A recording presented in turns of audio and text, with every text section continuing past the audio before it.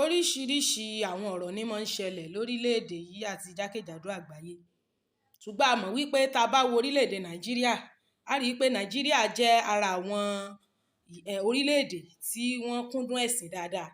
Ṣùgbọ́n nǹkan tó ṣẹlẹ̀ ni wípé kí ni róòlù ìjọ nírú àwọn nǹkan tó ń ṣẹlẹ̀ báyìí?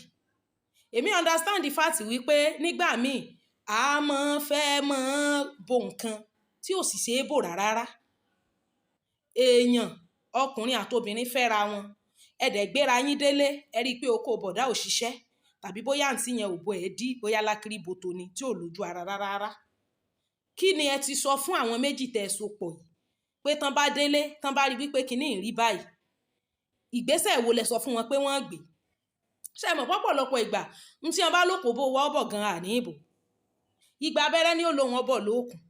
Nígbà tẹ́ ẹ bá sóòyàn méjì pọ̀, gbogbo wọn májẹ̀mú tí ó sì nú bíbélì tẹ́ ẹ kà sí wọn létí, tí wọ́n délé, ìrìn àjò àti pa májẹ̀mú mọ́ ni wọ́n mọ̀ sá. Ẹni tó bá dá májẹ̀mú, wọ́n ṣe àlàyé fún ẹ pé májẹ̀mú yìí kò ní agbára lórí ìgbàlà ọkàn rẹ, because tí ọkùnrin ò bá lè ṣe, ẹni tó kó ẹ̀ ń ṣiṣẹ́ tẹ́lẹ̀ tó kó ẹ̀ ò ṣiṣẹ́ mọ́, ọ̀tọ̀ nìyẹn. Bẹ́ẹ̀ ni tó kó ẹ̀ ò ṣiṣẹ́ láti dé wá ìrìn àjò ayé ẹ̀, tó wá mú sísítà kan tó wá tàn, tó gbé sísítà délé, tó wá ní kí sísítà mọ́ bóun cover up. Kí ni how important, báwo la ṣe rèsì ìgbàlà ọkàn àbóòfù májẹ̀mú èèyàn sí? Kí n bá yàn dá májẹ̀mú, ǹjẹ́ májẹ̀mú yẹn ló ṣe pàtàkì ju ìgbàlà ọkàn mi?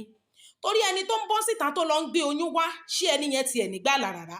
Tó bá tiẹ̀ jẹ́ pé ó nígbàlà, ǹjẹ́ àrètí ìbáṣepọ̀ èèyàn méjì tó jó ohun ayé tí ó tán láyé, ǹjẹ́ àrètí ẹ̀ háyà ju ìgbàlà ẹ̀mí àwọn èèyàn lọ?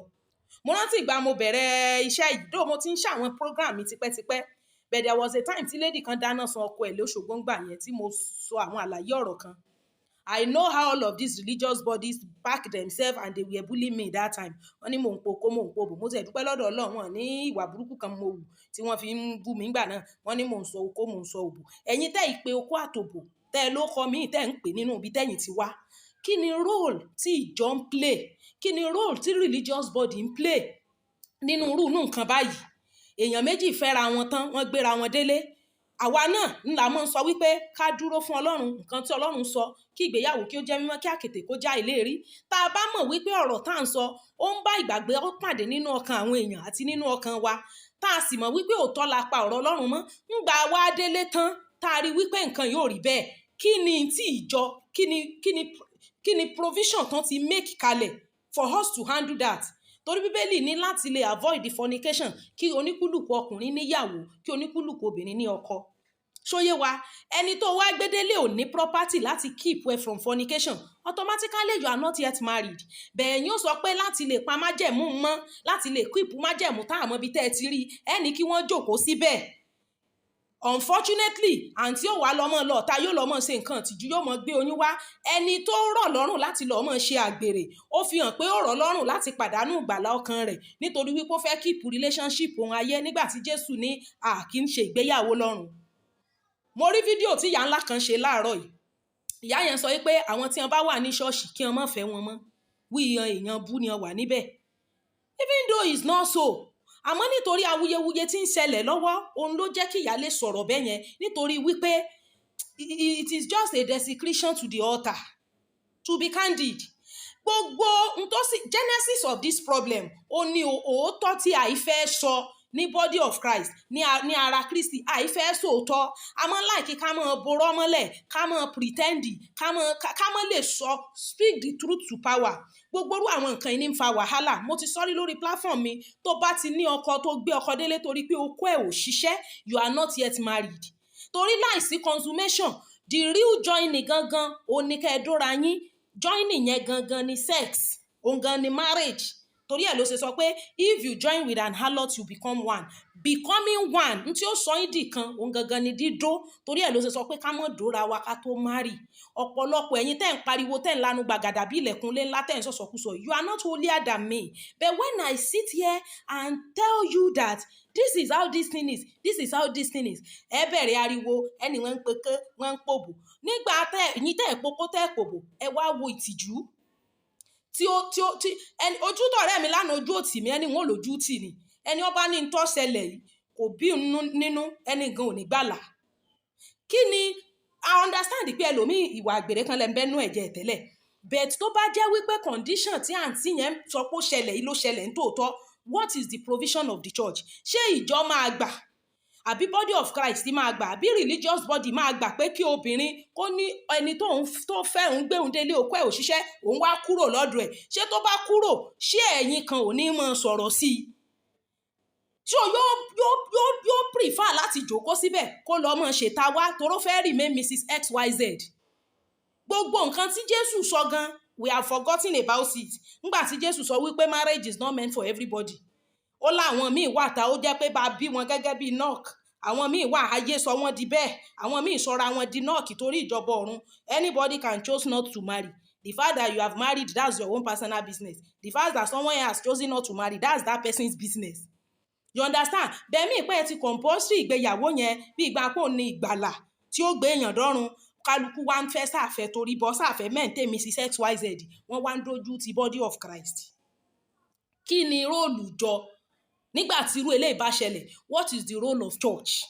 What is the role of religious body in something like this? àwọn tẹ́ ń so pọ̀ inú wọn ò dùn because irọ́ lẹ fi ń so wọ́n pọ̀. so yẹ yín bẹ́ẹ̀ yẹn we that you will come and call us names. I thank God in láṣìírí lọ́wọ́ kankan nù yín ẹ̀ ń lè pe tí mo fi ṣe rírè torí n ò ní jókòó léèyàn lórí. àmọ́ nígbà tá a bá rí ọ̀rọ̀ tá a bá sọ nǹkan tí Ọlọ́run sọ tó ní ká máa ṣe gangan, ó jẹ́ tó Jésù tó ní ẹni tí ò bọ́ ní láì jẹ́ pé a tún ènìyàn bí kò ní dọ́run. ẹ ti gbàgbé yẹn, ẹ wà aránṣan mọ́ gbéyàwó, ẹ máa ránṣan mọ́ bí ipò ní pàtàkì tí ó gbọ́n èèyàn dọ́run. ńgbọ̀n bá wá ń débẹ̀ wọ́n máa sọ̀gbà lànà nítorí ohun ayé tó máa báyé lọ. bá a fẹ́ bá a kọ̀ ìgbéyàwó ohun ayé ni ayé yìí ló máa tán sí. wọ́n wá ń sọ ìgbàlà ẹ̀mí wọn nù tí ó gbé wọn dọ́run, wọ́n ń sọ ọ́ nù nítorí wọ́n fẹ́ mẹ̀ǹtẹ́ ohun ayé. bọ́n ṣe wá ń borọ́ tó ẹjọ́ má ṣe irọ́ yẹn bò, ṣé irọ́ yẹn bò? ńgbà àṣírí wá tú sí gbogbo àgbáyé ní ìsìn tó wá di tí ń ta àbùkù bá ìjọ Ọlọ́run táwọn èèyàn wá ń sọ wípé àwọn tí wọ́n wà ní ṣọ́ọ̀ṣì kí wọ́n má fẹ́ wọn. and of course we know wípé nínú ìjọ ibẹ̀ ni àwọn tí wọ́n ń gbọ́ ọ̀rọ̀ Ọlọ́run tí wọ́n sì ń ṣèfẹ́ Ọlọ́run pọ̀ sí jù. tẹ bá rí àwọn tí wọ́n para wọn mọ́ at the age of 40, at the age of late 30s, you see people over 40 tán ọmọ ọkùnrin nínú ìjọ náà ni tí wọ́n sì ń dúró fún Ọlọ́run. ṣùgbọ́n ní ìsìn nítorí pé wọ́n ti ní àǹtí yẹn yìí máa ń kọrin nínú ìjọ, ìyá ńlá kan ti generalize gbogbo every church people wípé they are bad, which is not so. ṣùgbọ́n bò náà ṣe ní sọ bẹ́ẹ̀ ńgbà tó jẹ́ wípé ní àwa àjọ náà we have refused to open up the truth to people. a máa manipulate nǹkan tí ò sí nú Bíbélì, gbogbo ohun tó Ọlọ́run ò sọ fún wa a lọ́lọ́run ló sọ. tí ẹ bá ti tó bá ti jẹ́ human discretion, human wisdom, let us put it pé this is a doctrine tí ò ti ọ̀dọ̀ Ọlọ́run wá.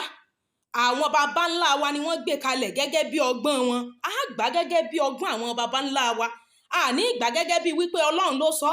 Paul gan bó ṣe jẹ́ àpòstù ńlá tó ó máa ń sọ fún wa pé this is not from God but it is from me.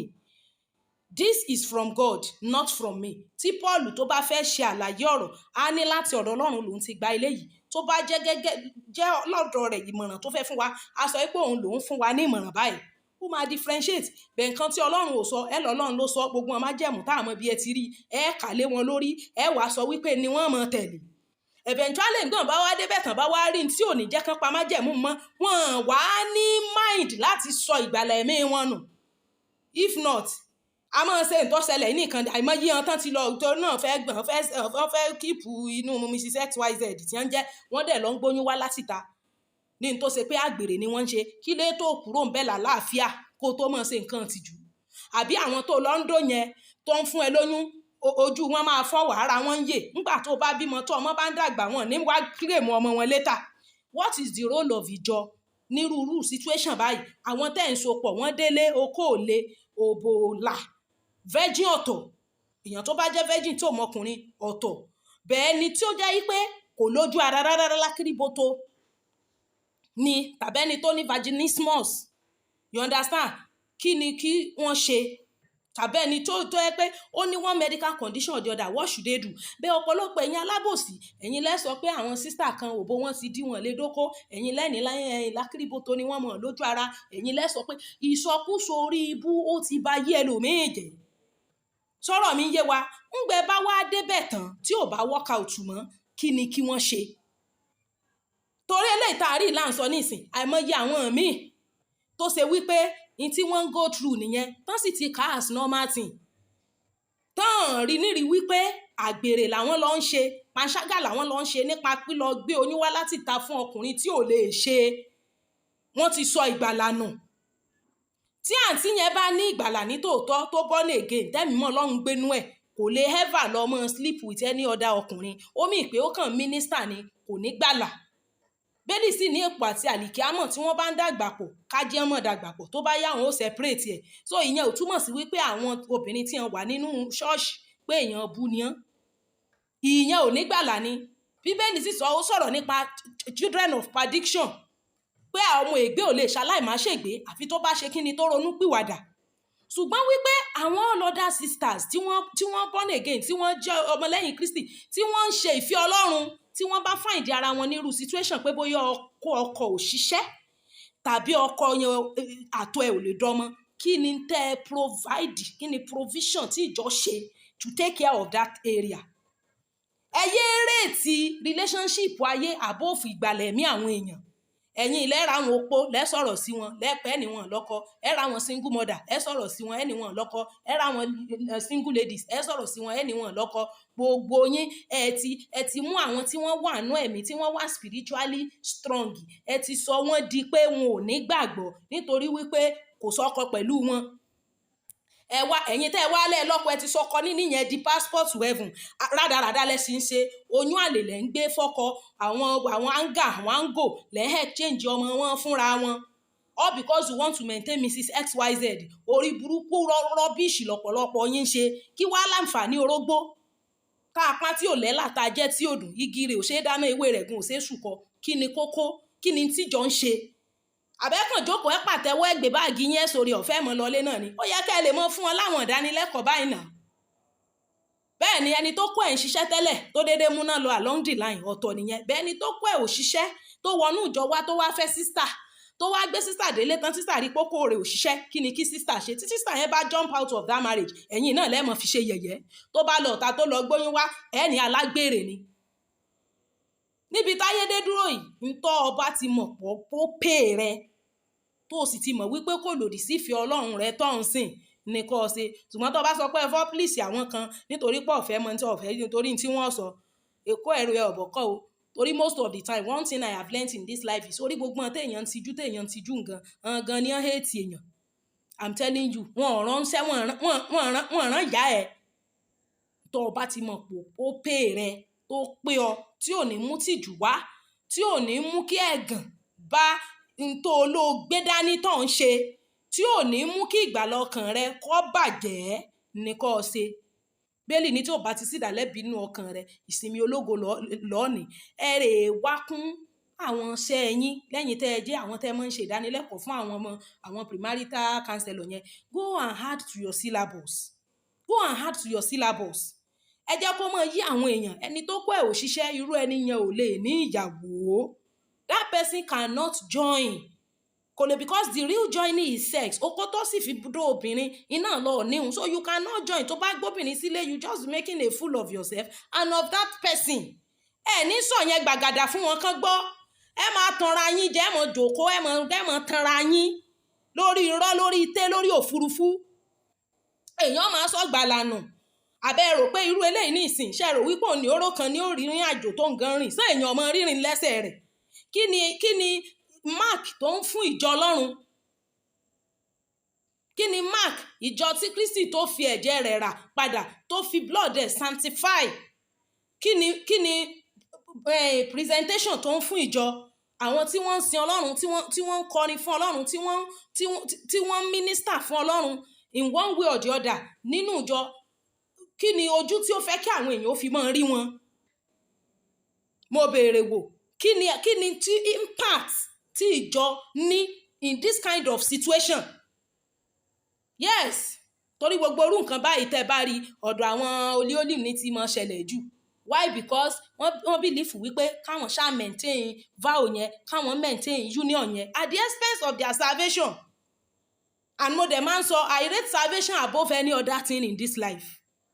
Ẹ lọ try kẹ́ ṣàtúnṣe, kẹ́ improve syllabus yín. Kò lè jẹ́ àlè wà religious báyìí ní Nàìjíríà ká tún wá mọ́ nírú àwọn ìṣòro báyìí. Kí wá láǹfààní ẹ̀sìn tá à ń ṣẹ̀sìn? What's the essence of religion when religion cannot solve this little petty problem?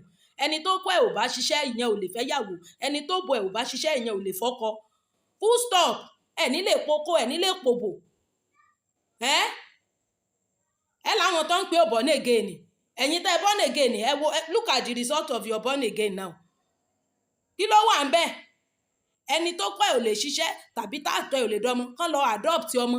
You can't afford to give up your salvation all in the name of protect irọ́. Ṣé wọ́n ń borọ́ ni? One of the things tó gbọ́dọ̀ associate mọ́ láyé onírọ́. Irọ́ máa ń kẹ́rẹ́ ẹ̀ báyàn ni. Yóò mú ẹrẹ̀, yóò mú dọ̀tí, yóò fi rẹ́ ẹ lára ní irọ́ ò make sense. Ó kàn máa tẹjú ẹ mọ́lẹ̀ ní irọ́ itself. Kò sí bó ṣe pọ́n rọ́lé tó pọ́n lẹ́gbìnrin tó yóò padà tú ọ síta ní òhò náà ni. Kí wá ní kókó? Kí lẹ̀ ń bò nù rọ́? Tẹ́ ń pọ́n rọ́lé. Irọ́ ò ṣe é pọ́n lé. Honestly, kò ṣe é pọ́n lé rárá. Torí bẹ́ẹ̀ bá ṣe ń pọ́n lé, yóò padà tú yín síta gbẹ̀yìn kán náà ni. Bó ṣe jẹ́ nìyẹn, lọ ṣàtúnṣe. Kẹ́ lọ ṣàtúnṣe. Bí kí láǹfààní ipò yìí tán èèyàn ń pò yìí wá lójoojúmọ́ tán lọ tán bọ̀ every blessed day tí yàtọ̀ ò bá wé àárọ̀ wọn tí ìrìn ẹsẹ̀ wọn ò padà. Amọ̀pọ̀ ọmọ ìgbé ò lè ṣaláìmọ́ ṣègbè. Kí nípa tiwa tàwo kánú náà àwọn náà nípa ti atáàkò.